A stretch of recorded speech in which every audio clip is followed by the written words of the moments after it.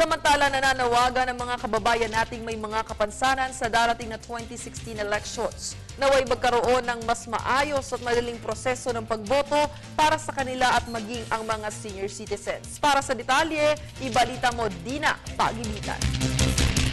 Dahil sa nalalapit na namang barangay election sa Oktubre at presidential election sa 2016, pinalalawak pa ng persons with disability sectors ang advokasya ng inclusive elections. Bukod kasi sa pagsugpo sa kahirapan, pagtugon sa kawalan ng trabaho sa bansa, isa rin sa dapat pagtuunan ng pansin ng ating mga kababayang may kapansanan.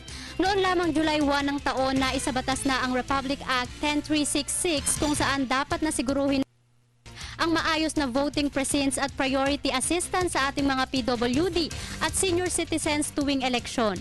Aminado naman ng COMELEC na masusing pag-aaral pa ang ginagawa ng ahensya, kaisa ang National Council on Disability Affairs upang tuluyang maiimplementa ang batas. Sino ba ang pwedeng mag-avail ng APP? So there are two categories po ng voters na pwedeng mag-avail.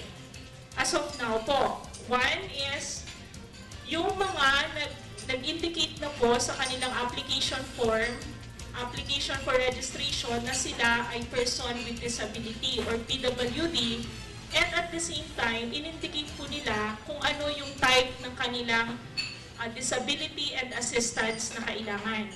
Hinihimok din ng sektor na makiisa ang lahat ng ahensya ng gobyerno sa advokasya ng pantay na trato sa lahat ng aspeto sa mga PWD. Kabilang na ang DPWH na sana raw ay gawing PWD-friendly ang mga daanan. Ang DepEd rin na may kakayahang magbigay ng available na mga eskwelahan para sa mga botanteng PWD. Napakahalaga ng pagkakaisa ng mga government agencies para maiangat ang buhay at karapatan ng mga tao may kapansanan.